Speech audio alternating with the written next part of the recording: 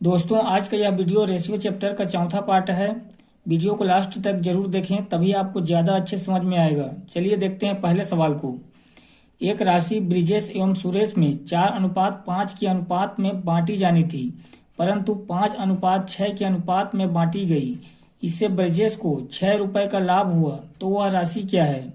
तो उस राशि को हम x मान लेते हैं, जिसमें 5 हिस्सा ब्रजेश लेता है और 6 हिस्सा सुरेश।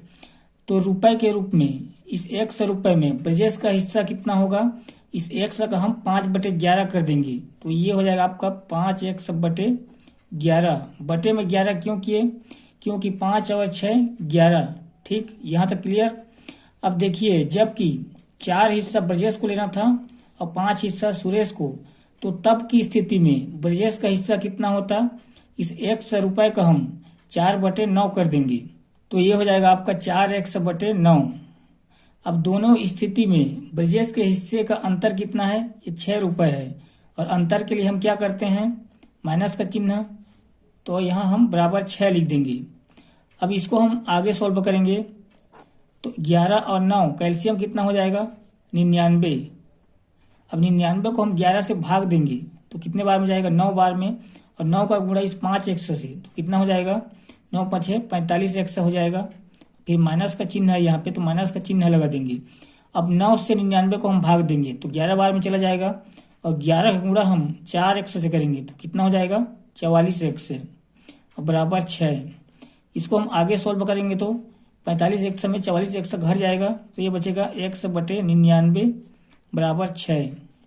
अब x बराबर हो जाएगा 6 का गुणा इससे हो जाएगा 6 × 9 = 54 का 4, और बचा कितना? 5।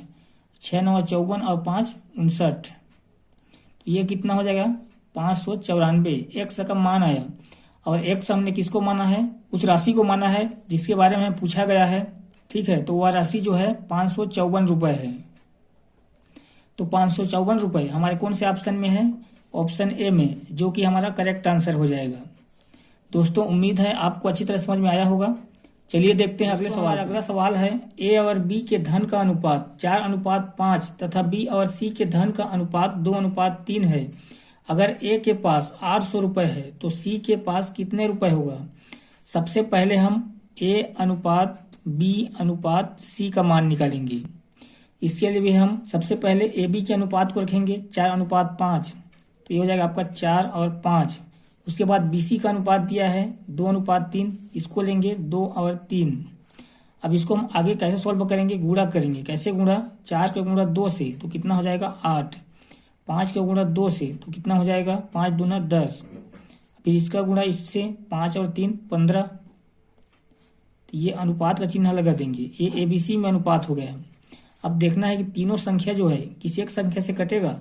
नहीं कटेगा। अगर ABC के रुपए का अनुपात 8:10:15 है, तो हम A के रुपए को 8x मान लेते हैं, और B के रुपए को 10x और C के रुपए को 15x मान लेते हैं। अब देखिए, A के बारे में कहा है कि A के पास 800 रुपये है, अर्थात 8x बराबर 800। 8x बराबर 800। अब देखिए, यहाँ हमें x का मान मालूम हो जाएगा, 8 से कट जाएगा, ये हो जाएगा आपका x बराबर 100। हमें सवाल में क्या पूछा है? C के पास कितने रुपए होगा?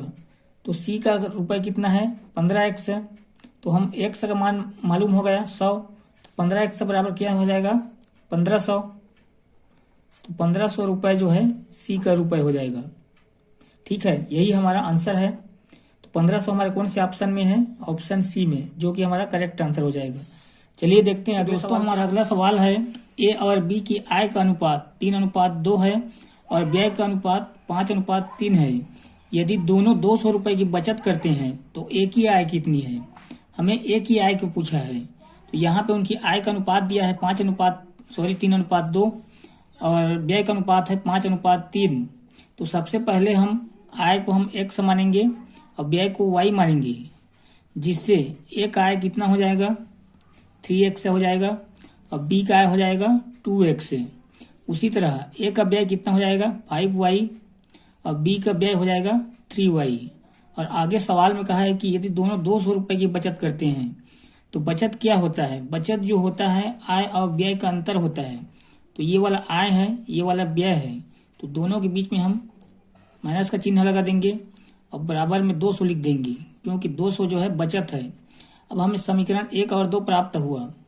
अब हमें इसको कटाना है, तो किसको बचाना है, किसको कटाना है। तो देखिए सवाल में हमें a की आय को पूछा है, तो आय को हमने x माना है, यानी कि a की आय जो है 3x है। तो इसका मतलब है कि हम x वाले को बचाएंगे और y वाले को कटाएंगे। तो 5y से 3y नहीं कटेगा, तो सबसे पहले हम समीकरण को संतुलित करेंगे। तो इस ऊपर वाले समीकरण में हम 3 का गुणा करेंगे और नीचे वाले में 5 का गुणा करेंगे। तो देखिए ऊपर वाले हम 3 का करेंगे तो कितना हो जाएगा, ये वाला हो जाएगा 9x और ये हो जाएगा -15y और ये हो जाएगा आपका 3 का गुणा करने से 600 हो जाएगा। अब इस नीचे वाले में हम 5 का गुणा करेंगे तो ये हो जाएगा 5 दूना 10x और ये हो जाएगा आपका 5 तिया 15y और बराबर में है 5 का गुणा 200 से होगा तो कितना होगा 1000। अब यहाँ माइनस का चिन्ह लगा देंगे क्योंकि दोनों को घटा रहे हैं हम। तो 10x में 9x घटेगा तो कितना बचेगा, x बचेगा। अब देखिए माइनस और माइनस क्या हो जाएगा, प्लस हो जाएगा। तो प्लस माइनस क्या हो जाएगा, ये कट जाएगा। अब x बराबर हो गया। अब ये भी घटेगा, 1000 में 600, ठीक है, तो कितना होगा 400। हमें सवाल में क्या पूछा है, a की आय। तो a की आय को हमने क्या माना है 3x, तो x का मान 400 है। तो 3x का मान कितना हो जाएगा, 4 तिया 12 यानी कि 1200 रुपये। तो 1200 रुपये जो है a की आय है, जो कि हमारा इस सवाल का आंसर है। तो 1200 रुपये कौन से ऑप्शन में है, ऑप्शन बी में, जो कि हमारा करेक्ट आंसर हो जाएगा। ठीक है, चलिए देखते हैं अगले सवाल को। अगला सवाल है 5 केलों तथा 4 सेबों का मूल्य 3 केले तथा 7 सेबों के मूल्य के बराबर है, तो 1 केले तथा 1 सेब के मूल्यों का अनुपात क्या होगा। तो सबसे पहले हम लिखेंगे 5 केले प्लस 4 सेब बराबर है 3 केले प्लस 7 सेब के। अब हम क्या करेंगे, केले वाले को एक साइड लाएंगे और सेब वाले को एक साइड। तो देखिए इस 5 केले में ये 3 केले जो है इधर आएगा तो माइनस हो जाएगा, तो बचेगा कितना 2 केले। अब बराबर है तो बराबर। अब 4 सेब जो है उधर जाके 7 सेब में माइनस हो जाएगा, तो बचेगा कितना 3 सेब। अब इस सेब को इधर लाएंगे तो क्या हो जाएगा, केले के बटे में हो जाएगा, अर्थात केले बटे सेब। और 2 जो है उधर जाके 3 के बटे में हो जाएगा, तो बराबर 3 बटे 2। बटे मतलब होता है अनुपात, तो 3 अनुपात 2 जो है हमारा आंसर है। ठीक है, तो हमारा आंसर जो है ये ऑप्शन में दिया है, जो कि करेक्ट हो जाएगा। चलिए देखते हैं अगले सवाल को। अगला सवाल है, एक कॉलेज में लड़के तथा लड़कियां 8:5 के अनुपात में है। यदि लड़कियों की संख्या 160 हो तो कॉलेज में कुल कितने विद्यार्थी हैं। हमें कुल विद्यार्थियों की संख्या को पूछा है। तो लड़के तथा लड़कियां की संख्या 8:5 है, तो हम लड़के की संख्या को 8x मान लेंगे और लड़कियों की संख्या को जो है 5x मान लेंगे। और संख्या में दिया है लड़कियों की संख्या को कि 160 है, अनुपात में कितना है 5, और लड़कियों की संख्या को हमने 5x माना है, तो इस 160 के बराबर हो जाएगा, यानी कि 5x बराबर हो जाएगा 160। अब इसको हम सोल्व करेंगे तो हमें यहाँ x का मान मालूम चलेगा। तो x बराबर हो जाएगा 5 से इसको कराते हैं, 5 तिया 15, बचा कितना 1, तो 10 हो गया। तो 5 दूना 10, यानी कि x बराबर हो गया 32। अब देखिए कुल विद्यार्थी पूछा है, यानी कि 8x प्लस 5x कितना हो जाएगा, 8 और 5 13, यानी कि 13x का मान हमें निकालना है। तो देखिए x का मान 32 है, तो 13x का मान कितना हो जाएगा, हम 32 में 13 गुणा कर देंगे। 13 दूना 26 का 6 और बचा कितना 2, 13 तिया 39 और 40 और 1 41, यानी कि 416 जो है कुल विद्यार्थियों की संख्या है। तो देखिए कौन से ऑप्शन में दिया है, ऑप्शन बी में, जो कि हमारा करेक्ट आंसर हो जाएगा। चलिए देखते हैं अगले सवाल को। हमारा अगला सवाल है 3 गांवों की जनसंख्या का अनुपात 3:4:5 है। यदि सबसे बड़े और सबसे छोटे गांव की जनसंख्या में अंतर 3800 है तो तीनों गांव की कुल जनसंख्या क्या है। हमें तीनों गांव की कुल जनसंख्या को पूछा है। तो देखिए सवाल में दिया है तीनों गांव की जनसंख्या के अनुपात को 3:4:5 में। तो सबसे पहले हम पहले गांव की जनसंख्या को 3x मान लेते हैं और दूसरे गांव की जनसंख्या को 4x है और तीसरे गांव की जनसंख्या को 5x है। और आगे सवाल में क्या कहा है कि सबसे बड़े और सबसे छोटे गांव की जनसंख्या का अंतर 3800 है। तो सबसे बड़े गांव की जनसंख्या क्या हो जाएगा 5x है और सबसे छोटे गांव की 3x है, यानी कि इसका अंतर तो 5x है और 3x है का अंतर कितना हो जाएगा 2x है। ये अंतर हो गया, जबकि अंतर ऑलरेडी दे रखा है 3800, तो बराबर में हम 3800 लिख देंगे। अब x का मान कितना हो जाएगा 1900, क्योंकि 3800 जो है 2 से कट जाएगा। हमें सवाल में क्या पूछा है तीनों गांव की कुल जनसंख्या, तो इसको हम जोड़ेंगे पहले 3x और 4x कितना हो जाएगा 7x है, 7x और 5x कितना हो जाएगा 12x है, यानी कि हमें 12x का मान निकालना है। तो x का मान 19 है तो 12x का मान कितना हो जाएगा, यानी कि इसमें हम 12 का गुणा कर देंगे। तो देखिए 0 0 हो जाएगा 2 0 और 12 9 होता है 108, तो 108 का 8 बचा कितना 10, 12 कम 12, तो 12 और 10 कितना हो जाएगा 22, यानी कि 22,800 जो है तीनों गांव की कुल जनसंख्या है। ठीक है, तो आंसर देखिए ऑप्शन ए में दिया हुआ है जो कि हमारा करेक्ट आंसर हो जाएगा। चलिए इसी तरह देखते हैं कुछ और सवाल। दोस्तों अगला सवाल है किसी वस्तु के निर्माण की लागत को सामान, मजदूरी तथा ऊपरी खर्चे में 3:4:1 के अनुपात में बांट दिया जाता है। यदि सामान की कीमत 75 रुपये है तो मशीन निर्माण की कुल लागत क्या होगी। ठीक है, चलिए इस सवाल को हल करते हैं। तो देखिए सामान, मजदूरी और ऊपरी खर्चे का अनुपात दिया हुआ है 3:4:1। तो सबसे पहले हम सामान की लागत को हम 3x मान लेते हैं और मजदूरी की लागत को 4x और ऊपरी खर्चे को 1x यानी कि x मान लेते हैं। हमने सामान की लागत को क्या माना है 3x, जबकि सामान की लागत को ऑलरेडी दिया हुआ है 75 रुपये, तो 3x ही 75 रुपये है, यानी कि 3x बराबर 75। अब x का मान कितना हो जाएगा 25। अब देखिए x का मान हमें मालूम हो गया। हमें सवाल में पूछा क्या है मशीन निर्माण की कुल लागत, यानी कि यह है सामान और यह है मजदूरी और यह ऊपरी खर्चे, तीनों को जोड़ के कितना खर्च हुआ, अर्थात 3x 4x कितना हो जाएगा 7x, फिर 1x 8x, यानी कि 8x का हमें मान निकालना है। तो हम 25 में इस 8 का गुणा करेंगे तो कितना हो जाएगा, ये हो जाएगा आपका 200 रुपये। तो 200 रुपये ही हमारा आंसर है। ठीक है, देखिए ऑप्शन बी में दिया हुआ है जो कि करेक्ट हो जाएगा। चलिए देखते हैं अगले सवाल को। दोस्तों अगला सवाल है फर्नीचर की 3 वस्तुओं का औसत कीमत 15,000 रुपये है। यदि उनके कीमतों का अनुपात जो है 3:5:7 है तो सबसे सस्ती फर्नीचर का कीमत क्या है। हमें सबसे सस्ती वाले फर्नीचर की कीमत को पूछा है।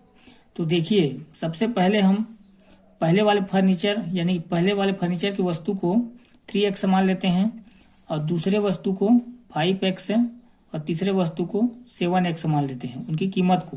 ठीक, अब सवाल में क्या कहा है तीनों वस्तुओं का औसत कीमत 15,000 है। 15,000 जो है तीनों वस्तुओं की औसत कीमत है, तो कुल कीमत कितना हो जाएगा 15 या 45, यानी कि 45,000। अब देखिए ये सभी जो है तीनों वस्तुओं की कीमत है, तो इसको हम जोड़ देते हैं अब बराबर 45,000। ठीक है, तो 3 5 8 8 7 15, यानी कि 15x बराबर 45,000। ठीक, कटाते हैं इसको, x बराबर हो जाएगा 15 तिया यानी 3 बार में, तो ये हो जाएगा 3,000। तो x का मान कितना आया 3,000। हमें क्या पूछा है सबसे सस्ती फर्नीचर का, तो सबसे सस्ती फर्नीचर कीमत क्या हो जाएगा 3x है और सबसे महंगी का 7x है। सस्ती बोला है तो हम 3x का मान निकालेंगे। तो x का मान 3,000 है तो 3x का मान कितना हो जाएगा 3 तिया 9, यानी कि 9,000। ये हमारा आंसर है 9,000 रुपये सबसे सस्ती फर्नीचर का कीमत, जो कि ऑप्शन ए में दिया हुआ है। तो ऑप्शन ए जो है करेक्ट हो जाएगा। चलिए देखते हैं अगले सवाल को। दोस्तों अगला सवाल है एक विद्यालय में लड़के तथा लड़कियां 3:2 के अनुपात में हैं। यदि 20% लड़के तथा 25% लड़कियों को छात्रवृत्ति मिलती हो तो छात्रवृत्ति न पाने वाले कितने विद्यार्थी हैं। तो इस सवाल में सबसे पहले हम कुल विद्यार्थियों की संख्या को 100 मान लेते हैं। 100 क्यों माने, क्योंकि सवाल में कोई ठोस डाटा जो है नहीं दिया है और इस कुल विद्यार्थी यानी कि 100 में 60 को हम लड़के मान लेते हैं और 40 को लड़कियां। ठीक, अगर हम इसको अनुपात के रूप में लें तो ये 20 तिया 60 और 20 दूना 40 यानी कि 3:2 हो रहा है यहाँ पे, जबकि दिया हुआ है देखिए। तो इसका मतलब है कि हमने जो डाटा लिया है यह जो है इसको सवाल को फॉलो कर रहा है। ठीक, अब आगे देखिए, इस 60 लड़के में 20% लड़के को छात्रवृत्ति मिलती है, तो कितने प्रतिशत को नहीं मिलेगी? हम 100 में 20 माइनस कर दें तो 80, यानी कि 60 का हम 80% निकालेंगे। अब 2 जीरो से ऊपर का 2 जीरो कट जाएगा, 6 8 48, तो 48 लड़कों को छात्रवृत्ति नहीं मिलती है। अब देखिए, इस 40 लड़कियों में 25% को छात्रवृत्ति मिलती है, तो कितने प्रतिशत को नहीं मिलेगी? 75% को। तो इस 40 का हम 75% निकालेंगे, तो 25 तिया 75, 25 चौक 100, और 4 से 40 जो है 10 बार में कटेगा, तो 10 और 3 का गुणा करेंगे तो कितना हो जाएगा? 10 तिया 30। तो 30 लड़कियां और 40 लड़के को छात्रवृत्ति नहीं मिलती है। हमें सवाल में क्या पूछा है? छात्रवृत्ति न पाने वाले कितने विद्यार्थी हैं? तो दोनों को हम जोड़ देंगे तो कितना हो जाएगा? 78 हो जाएगा, यानी कि 78% विद्यार्थी को जो है छात्रवृत्ति नहीं मिलती है। ऑप्शन सी जो है हमारा करेक्ट आंसर हो जाएगा। दोस्तों चलिए देखते हैं इसी तरह अगले सवाल को। दोस्तों अगला सवाल है, एक विद्यालय में लड़कों की संख्या का 10%, लड़कियों की संख्या का 1/4 भाग है। लड़के तथा लड़कियों की संख्या का अनुपात क्या है? तो सबसे पहले क्या कहा है कि लड़कों की संख्या का 10%, 10% यानी कि 10/100। तो लड़कों की संख्या का 10% यानी कि 10/100 बराबर है लड़कियों की संख्या का 1/4 भाग। अब हमें अनुपात पूछा है, अनुपात यानी बटे, तो लड़के बटे लड़की बराबर हो जाएगा 1/4। अब देखिए 0 से 0 कटा, अब 1/10 जो उधर जाएगा क्या हो जाएगा? 10 के रूप में गुणा हो जाएगा। अब इसको कटाते हैं, 2 दूना 4, 2 5 6 10, यानी कि 5:2 जो है हमारा आंसर है, जो कि लड़के और लड़कियों में अनुपात है। और आंसर हमारे कौन से ऑप्शन में है? ऑप्शन बी में, जो कि ऑप्शन बी जो है करेक्ट हो जाएगा। दोस्तों उम्मीद करता हूँ आज का क्लास अच्छा लगा होगा और सभी सवाल जो है अच्छी तरह समझ में आया होगा। आज के लिए इस वीडियो में बस इतना ही, मिलते हैं नेक्स्ट वीडियो में।